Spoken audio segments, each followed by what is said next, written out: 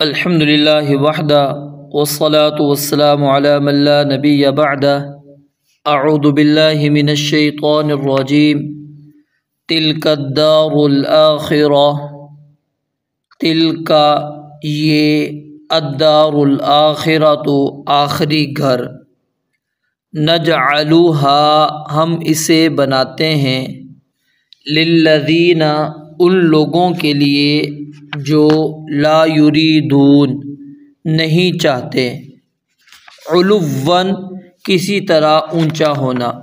علو اس کا لفظی معنی اونچا ہونا ہے، اور مراد کیا ہے؟ اپنے آپ کو دوسروں سے اونچا سمجھنا اور دوسروں کو حقیر جاننا۔ تو لا یریدون نہیں وہ چاہتے علواً کسی طرح اونچا ہونا فی الارض زمین میں، ولا فساداً اور نہ کسی فساد کو۔ فساد کا لفظی معنی خرابی ہے، تو عام طور پر یہ لفظ چوری، ڈاکہ، لوٹ مار، قتل و غارت، لوگوں کے حق مارنے، غصب کے لیے یہ لفظ استعمال ہوتا ہے۔ اس سے مراد اللہ اور اس کے رسول علیہ الصلاۃ والسلام کی نافرمانی ہو، چاہے وہ نافرمانی معمولی ہی کیوں نہ ہو، کیونکہ اس سے زمین میں خرابی پیدا ہو جاتی ہے، اور سب سے بڑا فساد شرک ہے۔ تو لا یریدون علواً نہیں وہ چاہتے کسی طرح اونچا ہونا فی الارض زمین میں، ولا فساداً اور نہ ہی کسی فساد کو، والعاقبۃ اور اچھا انجام للمتقین متقی لوگوں کے لیے ہے۔ من جو شخص جاء لے کر آیا بالحسنتی نیکی، فلہ تو اس کے لیے خیر بہتر ہے۔ کیا بہتر ہے؟ صلہ، اجر، ثواب، بدلہ، منہا اس نیکی سے، یعنی جو نیکی انسان نے کی اس سے بہتر صلہ، اجر، بدلہ رب العالمین نے اس کو دینا ہے۔ ومن جاء اور جو شخص لے کر آیا بالسیئۃ برائی، بالسیئۃ برائی لے کر آیا جو شخص، فلا یجزا پس نہیں بدلہ دیے جائیں گے، فلا یجزا پس نہیں بدلہ دیے جائیں گے الذین وہ لوگ جنہوں نے عملوا عمل کیے السیئات برے کام جنہوں نے کیے، الا مگر ما کانوا یعملون وہی جو وہ کیا کرتے تھے۔ پہلی آیت کے اندر اللہ رب العالمین نے آخرت کی عظمت کی طرف اشارہ کرتے ہوئے فرمایا کہ یہ آخری گھر جس کا ذکر تم سنتے رہتے ہو، ہم ان لوگوں کے لیے بناتے ہیں جو تکبر اور سرکشی اختیار نہیں کرتے اور فساد فی الارض کا ارتکاب نہیں کرتے۔ صرف ارتکاب کرنا ہی نہیں بلکہ وہ ارادہ ہی نہیں کرتے ان کاموں کا، ان کا کبھی نیت ہی نہیں ہوتی، کبھی ارادہ ہی نہیں ہوتا۔ یہ الفاظ غور کرنے والے ہیں۔ تلک الدار الآخرہ نجعلها للذین لا یریدون، جو نہیں چاہتے، جو نہیں چاہتے۔ ایک ہے کہ ارتکاب کرنا، کہ آپ سرکشی کر رہے ہیں، آپ تکبر کر رہے ہیں، ایک ہے کہ فساد فی الارض کرنا، اور دوسرا ہے کہ ارادہ ہی نہیں کرتے، نیت ہی اس طرف نہیں جاتی کبھی بھی کہ میں کسی طرح اپنے آپ کو زمین کے اوپر اونچا سمجھ لوں، کبھی کوئی شرک کی طرف میں چلا جاؤں، نہیں۔ لا یریدون علواً وہ کسی قسم کا علو نہیں چاہتے۔ مراد کیا ہے اس آیت کو یہاں پر لانے کا؟ پہلے وہ سمجھ لیں پھر مضمون بھی سمجھتے ہیں کہ آخرت میں فرعون، قارون اور ان جیسے جو لوگ ہیں ان کا کوئی حصہ نہیں ہے، کیونکہ ان کی پوری زندگی علو اور فساد فی الارض کے اندر گزری ہے۔ وہ اپنے آپ کو سب سے اعلیٰ، سب سے برتر اور سب سے بہتر سمجھا کرتے تھے، اور تکبر کیا کرتے تھے؟ اپنے آپ کو سب سے اونچا سمجھنا اور دوسروں کو سب سے حقیر سمجھنا۔ تو اب آئیے آیت کی طرف ذرا دیکھیے۔ تلک الدار الآخرہ، اللہ فرماتے ہیں یہ آخرت کا گھر، یہ آخری جو گھر ہے، یعنی آخری گھر سے مراد کیا ہے؟ قیامت۔ قیامت کے اندر آخری گھر کون سا انسان کو ملنے والا ہے؟ جنت۔ جنت یہ اہل ایمان کو اللہ رب العالمین دیں گے، اور اللہ رب العالمین فرماتے ہیں تلک الدار الآخرۃ، یہ آخری جو گھر ہے، نجعلها، ہم اس کو بناتے ہیں، ہم نے اس کو بنایا ہے، ہم نے اس کو مقرر کیا ہے۔ کن لوگوں کے لیے بنایا ہے یہ آخری گھر؟ غور کریں یہاں پر، للذین لا یریدون علوا، جو ارادہ ہی نہیں رکھتے، جن کا ارادہ ہی نہیں ہوتا، نیت ہی نہیں ہوتی زمین کے اندر علو کی، اونچائی کی، کہ وہ اپنے آپ کو سب سے اعلیٰ اور سب سے بہتر سمجھ لیں اور دوسروں کو سب سے حقیر سمجھ لیں۔ نبی مکرم صلی اللہ علیہ وآلہ وسلم کے صحابی ہیں عیاض بن حمار، وہ بیان فرماتے ہیں کہ ایک دن خطبہ دینے کے لیے نبی مکرم صلی اللہ علیہ وآلہ وسلم ہمارے درمیان میں کھڑے ہوئے، تو آپ علیہ السلام نے ہمیں کئی نصیحتیں کی، ان میں سے ایک نصیحت آپ علیہ السلام نے یہ بھی کی کہ ان اللہ اوحی الی ان تواضعوا، کہ اللہ رب العالمین نے میری طرف وحی کی ہے کہ تم تواضع اختیار کرو، عاجزی اختیار کرو، انکساری اختیار کرو، حتیٰ یہاں تک کہ لا یفخر احد علی احد، کوئی کسی پر فخر نہ کرے، ولا یبغی احد علی احد، اور نہ ہی کوئی کسی پر زیادتی کرے۔ غور کریں کہ تواضع کی انتہا کتنی ہو کہ وہ فخر انسان کے دل سے نکل جائے، تکبر انسان کے دل سے نکل جائے، کہ وہ کسی کو اپنے آپ سے کسی سے اپنے آپ کو بہتر سمجھنا شروع کر دے۔ نہیں، لا یفخر، فخر ہی نہ کرے۔ اب فخر عموماً ہمارے ہاں کن چیزوں پر ہوتا ہے؟ یا تو مال پر ہوتا ہے، دولت پر ہوتا ہے، حسن پر ہوتا ہے، خوبصورتی پر ہوتا ہے، یا پھر اپنے قبائل قوموں پر ہوتا ہے۔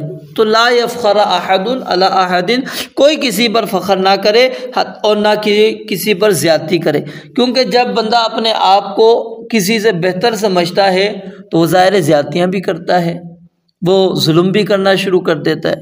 اور اسی طرح نبی مکرم صلی اللہ علیہ وآلہ وسلم نے فرمایا کہ لا يدخل الجنۃ من کان فی قلبہ مثقال ذرۃ من کبر، جس کے دل کے اندر ذرہ برابر بھی تکبر ہوگا وہ جنت کے اندر داخل نہیں ہوگا۔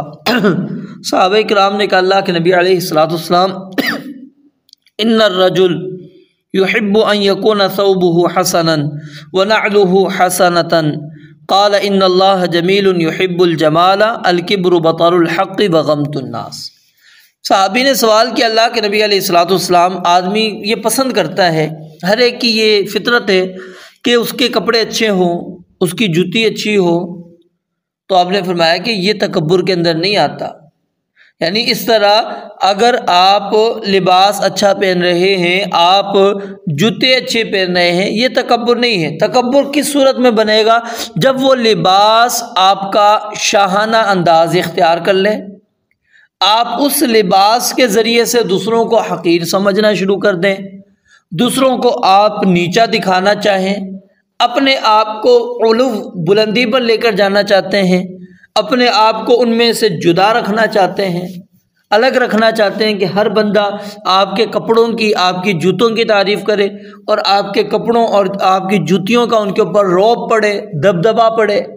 فرمایا یہ کام نہیں کرنا۔ ہاں ضرورت ہے انسان کی، اور انسان کو اللہ تعالیٰ نے مال دیا ہے، اللہ تعالیٰ نے دولت دی ہے، اب وہ اس مال اور دولت کو استعمال کرتے ہوئے اچھا لباس پہنتا ہے، اچھی چپل پہنتا ہے، تو اس میں کوئی حرج نہیں۔ کیوں؟ ان اللہ جمیل، اللہ تعالیٰ جمیل ہے، خوبصورت ہے، یحب الجمال، خوبصورتی کو اللہ رب العالمین پسند فرماتے ہیں۔ پھر آپ علیہ السلام نے فرما دیا کہ تکبر اصل میں کیا ہوتا ہے؟ بطر الحق، حق بات کو ٹھکرا دینا، حق کو قبول ہی نہ کرنا۔ آپ کے سامنے حق آ گیا، حق کو آپ قبول نہیں کرتے۔ اب اس باب کے اندر یعنی تکبر والے باب کے اندر حق کیا چیز ہے؟ ذرا غور کریں کہ انسان اپنی پیدائش کی طرف دیکھے، فَلْيَنظُرِ الْإِنسَانُ مِمَّا خُلِقَ، کہ انسان دیکھے کہ وہ کس چیز سے پیدا کیا گیا ہے۔ خُلِقَ مِن مَاءٍ دَافِقٍ يَخْرُجُ مِن بَيْنِ الصُّلْبِ وَالتَّرَائِبِ، انسان کی پیدائش ایک نطفے سے ہے، اور وہ نطفہ کیا ہے؟ قرآن کریم نے اس کو مِن مَاءٍ مَہین کہا، ذلیل پانی، رسوا کن پانی، اور انسان اس پانی کو اپنے لباس پر لگنے کے بعد دھوتا ہے، اس پانی کو اپنے جسم پر لگنے کے بعد اس کو صاف کرتا ہے، انسان کو اس سے گھن بھی آتی ہے، تو اس چیز سے انسان کی تخلیق ہوئی ہے۔ تو انسان دیکھے، اس حق کو قبول کرے، حق کو قبول کرے کہ ہم کیا ہیں، ہماری اصل کیا ہے، ہمیں اللہ تعالیٰ نے بنایا کس طرح ہے، ہم پھر فخر کس بات کے اوپر کرتے ہیں، ہم غرور کس بات پر کرتے ہیں، ہم تکبر کس بات پر کرتے ہیں۔ تو بطر الحق کی حق بات کو رد کر دینا، ہر مسئلے کے اندر اسی طرح آپ چلتے چلے جائیں گے، ہر مسئلے کے اندر آپ دیکھیں گے کہ حق کیا ہے، شریعت کیا ہے، دین کیا ہے، اسلام کیا ہے، اللہ کیا کہتے ہیں، اس کے رسول کیا کہتے ہیں علیہ الصلاۃ والسلام، اس کو ہم نے مقدم کرنا ہے۔ الکبر بطر الحق کی، تکبر کیا ہوگا کہ آپ اللہ اور اس کے رسول علیہ الصلاۃ والسلام کے فرامین کو ٹھکراتے چلے جائیں، اللہ تعالیٰ کے احکامات کو رد کرتے چلے جائیں، اپنی نفسانی خواہشات کو مقدم کرتے چلے جائیں۔ وغمط الناس، اور لوگوں کو حقیر جاننا، لوگوں کو حقیر سمجھنا، لوگوں کو اپنے آپ سے کم تر سمجھنا، اس کو کہا جاتا ہے تکبر۔ تو فرمایا کہ تلک الدار الآخرۃ، یہ آخرت کا گھر جو ہے، نجعلھا للذین، ہم بنائیں گے ان لوگوں کی لا یریدون علوا، جو زمین میں کسی قسم کی اونچائی نہیں چاہتے۔ اب یہ اونچائی تکبر کے لحاظ سے بھی ہو سکتی ہے، اور یہ الکبر بطر الحق وغمط الناس دونوں لحاظ سے ہو سکتا ہے کہ آپ اپنا ہی حکم دنیا کے اندر غالب کرنا چاہتے ہیں۔ اور یہاں سے یہ بات بھی ثابت ہو جاتی ہے کہ دین دنیا کے اندر صرف اور صرف اللہ رب العالمین کا کلمہ ہی بلند ہونا چاہیے، کسی اور کا کلام، کسی اور کا کلمہ، کسی اور کی بات دنیا کے اندر نہیں غالب ہونی چاہیے، صرف دین اسلام وہ غالب ہونا چاہیے، وہ علو، وہ بلندی پر ہو، وہ بلندی پر جائے، اور کوئی چیز بلندی پر نہ ہو، اللہ اور اس کے رسول کا حکم سب سے اعلیٰ ہو، سب سے برتر ہو، کسی اور کا حکم اعلیٰ اور برتر نہ ہو۔ لا یریدون علوا فی الارض، فرمایا کہ وہ زمین کے اندر کسی قسم کی اونچائی نہیں چاہتے، یعنی فخر نہیں کرتے، تکبر نہیں کرتے۔ نبی مکرم صلی اللہ علیہ وآلہ وسلم کے پاس جبریل امین علیہ الصلاۃ والسلام آئے تھے، فرمایا کہ آپ بادشاہ نبی بننا چاہتے ہیں؟ آپ نے فرمایا کہ نہیں، میں عاجزی، انکساری اختیار کرنے والا نبی بننا چاہتا ہوں۔ نبی مکرم علیہ الصلاۃ والسلام کی دعا دیکھیں کہ اللہ مجھے مساکین کے ساتھ زندہ رکھ، مجھے موت دے مسکین کی حالت میں، وحشرنی فی زمرۃ المساکین، مجھے اکٹھا کر اٹھا قیامت کے دن، میرا حشر مساکین کے ساتھ کر۔ آپ علیہ الصلاۃ والسلام تواضع، انکساری کو اختیار کرتے تھے، صرف زبانی طور پر نہیں بلکہ نبی علیہ الصلاۃ والسلام کا کھانا پینا ہر لحاظ سے آپ دیکھیں گے آپ کو تواضع، عاجزی، انکساری نظر آئے گی۔ یہ نہیں ہے کہ اللہ تعالیٰ آپ کو دے نہیں سکتے تھے، دنیا کے سب سے زیادہ حقدار آپ تھے، اور اللہ رب العالمین آپ کو دے بھی سکتے تھے، کفار کا آپ سے مطالبہ بھی تھا، لیکن اس کے باوجود آپ نے اس چیز کو پسند نہیں کیا۔ آپ علیہ الصلاۃ والسلام نے تواضع، انکساری، عاجزی کو پسند کیا، اور پھر آپ تواضع، انکساری کی واقعات کو پڑھ کے دیکھیے، آپ سفر کے واقعات پڑھیے، حضر کے واقعات پڑھیے کہ نبی علیہ الصلاۃ والسلام کس انداز سے تواضع اختیار کرنے والے تھے، عاجزی، انکساری اختیار کرنے والے تھے۔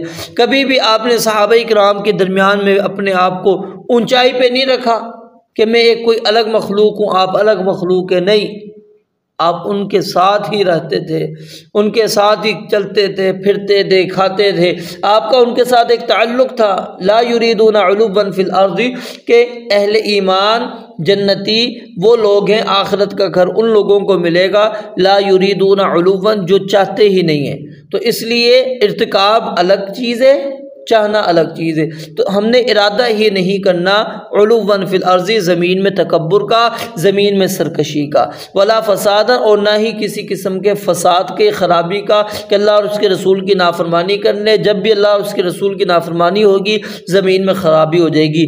ظاہر الفساد فی البر والبحر بما کسبت ایدی الناس، اللہ کہتے ہیں یہ تم دیکھتے ہو خشکیوں کے اندر اور تری کے اندر جو فساد ظاہر ہوتا ہے، یہ کس لیے ہوتا ہے؟ بما کسبت ایدی الناس، یہ لوگوں کی اپنی ہاتھوں کی کمائی ہوتی ہے جو انہوں نے کی ہوتی ہے، اس وجہ سے یہ سارا فساد ہوتا ہے۔ والعاقبۃ للمتقین، اور اللہ رب العالمین نے فرمایا اچھا انجام متقی لوگوں کے لیے ہے، پرہیزگار لوگوں کے لیے۔ پھر آگے اللہ رب العالمین فرماتے ہیں من جاء بالحسنۃ، جو بندہ کوئی نیکی لے کر آیا تو وہ اس کے لیے اس سے بہتر صلہ دیا جائے گا۔ یہ بات بالکل ذہن نشین کر لیں، اپنے ذہن میں اچھی طرح بٹھا لیں۔ قیامت کے دن جو اللہ تعالیٰ نے ہمیں نیکی کا صلہ دینا ہے، نیکی کا اجر دینا ہے، نیکی کا بدلہ دینا ہے، وہ سراسر اللہ کا فضل ہے، سراسر اللہ کی رحمت ہے۔ اور اس کی دلیل کیا ہے کہ نبی علیہ الصلوۃ والسلام نے فرمایا کہ عمل کرو، عمل کرو۔ صحابہ کرام نے فرمایا کہ کیا آپ بھی اپنے عمل کی وجہ سے کل قیامت کے دن جنت میں نہیں جا سکیں گے؟ آپ نے فرمایا کہ ہاں، میں بھی اپنے عمل کی بنیاد کے اوپر جنت میں نہیں جاؤں گا، الا ان یتغمدنی اللہ، ہاں اگر اللہ تعالیٰ نے مجھے ڈھانپ لیا، اللہ تعالیٰ نے اپنی رحمت، اپنے فضل، اپنے احسان کے ذریعے سے مجھے ڈھانپ لیا تو وہ میرے لیے کامیابی ہے۔ اگر مجھے اللہ رب العالمین اپنی رحمت کے اندر نہیں لے کر آئے تو میرے لیے کامیابی نہیں ہے۔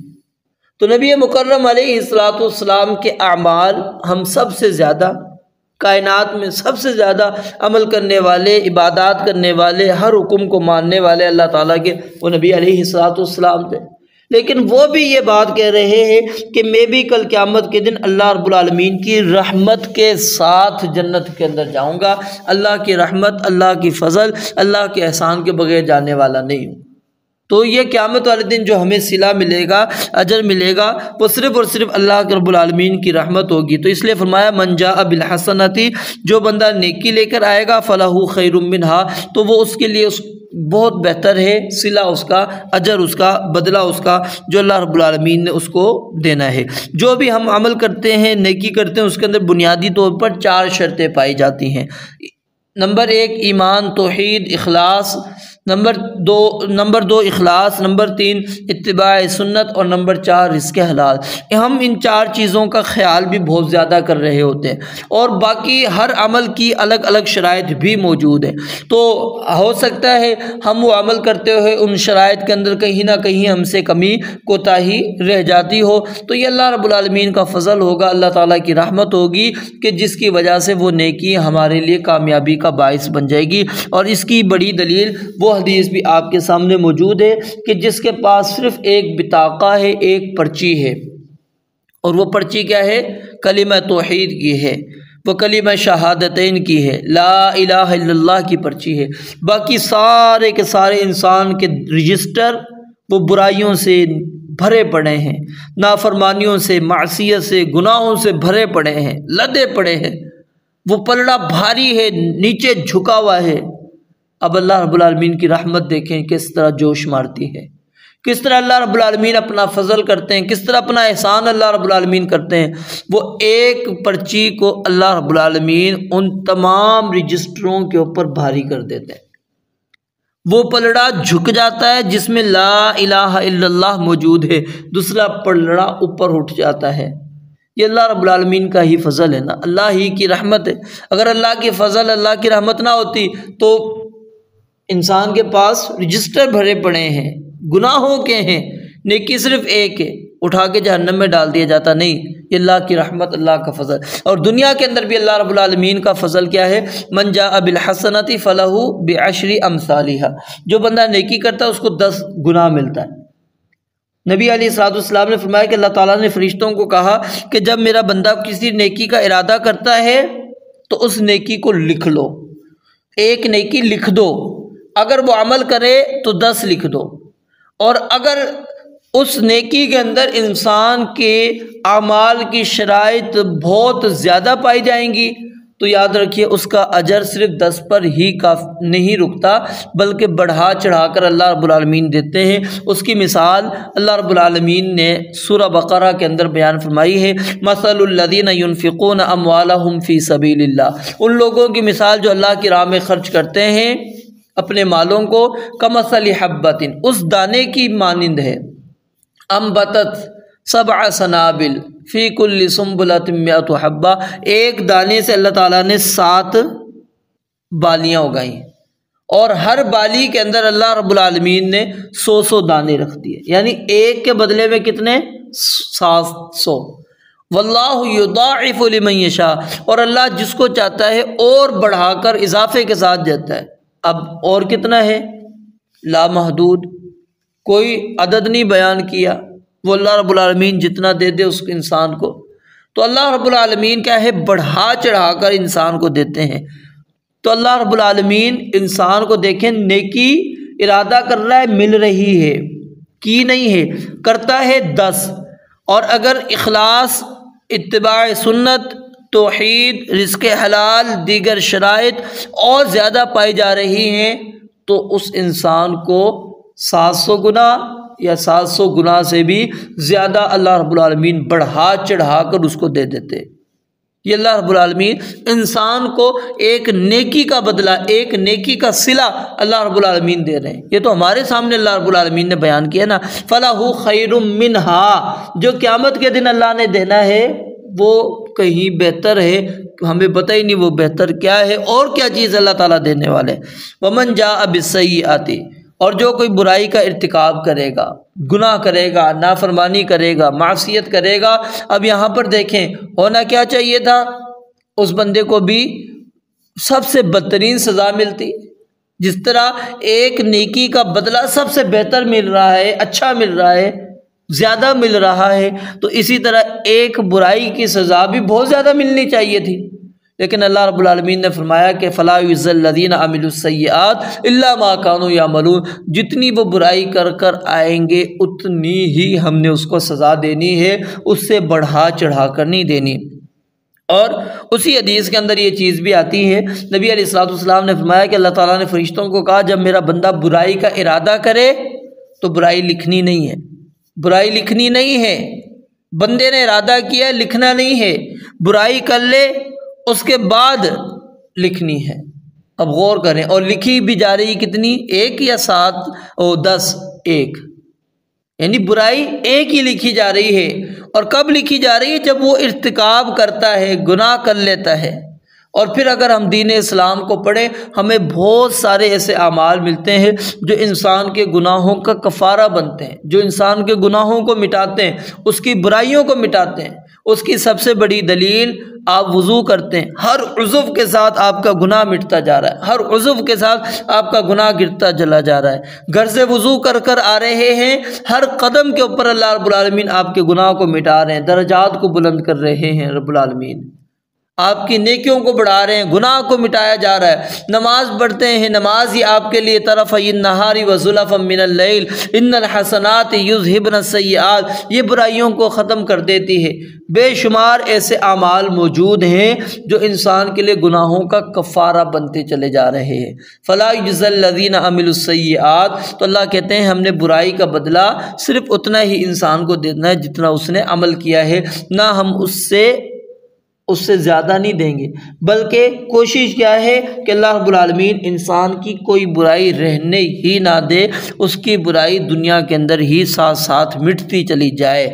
تو ہمیں ان اعمال کی طرف بھی زیادہ سے زیادہ توجہ کرنی چاہیے جو ہمارے گناہوں کا کفارہ بنتے ہیں، اور ہمیں کثرت کے ساتھ استغفار بھی کرتے رہنا چاہیے۔ اسی پر اکتفا نہ کریں کہ جی میں نے وضو کیا تو میرے گناہ تو معاف ہو گئے، نہیں، بلکہ ہمیں کثرت کے ساتھ استغفار، توبہ کرنی چاہیے۔ اور جب بندہ اللہ رب العالمین کے جتنا قریب ہوتا ہے اتنی عبادات زیادہ کرتا ہے، وہ اتنا رب العالمین کے ساتھ تعلق کو مضبوط کرتا ہے۔ تو ہمیں رب العالمین کے ساتھ اپنے تعلق کو مزید مضبوط کرنا چاہیے۔ تو بہرحال پہلی آیت کے اندر ہم نے یہ بات پڑھ لی، آخرت کا گھر صرف اللہ رب العالمین نے ان لوگوں کے لیے رکھا ہے جو زمین میں کسی قسم کی اونچائی نہیں چاہتے، تکبر نہیں چاہتے، سرکشی نہیں چاہتے، اس کا ارادہ ہی نہیں کرتے، اور نہ ہی زمین میں کسی قسم کی کوئی خرابی، فساد، شرک، کچھ بھی وہ نہیں کرتے۔ اور پھر اس کے بعد والی آیت کے اندر اللہ رب العالمین نے فرمایا نیکی لے کر آؤ گے بہتر بدلہ صلہ ملے گا، برائی لے کر آؤ گے اتنی ہی سزا تمہیں ملے گی۔ قیامت کے دن اللہ رب العالمین اپنے فضل اور رحمت کے ساتھ ہمیں جنتیوں کے اندر شامل فرمائے۔ اللہ تعالی ہماری خطاؤں سے درگزر فرمائے، ہمارے گناہوں سے اللہ رب العالمین درگزر فرمائے۔ اللہ تعالی ہماری سیئات کو اللہ رب العالمین معاف فرمائے، اور جتنی ہماری حسنات ہیں اللہ رب العالمین ان کو درجہ قبولیت بخشے۔ رب العالمین سے دعا ہے اللہ تعالی سمجھنے عمل کرنے کی توفیق عطا فرمائے۔ وآخر دعوانا الحمد للہ رب العالمین۔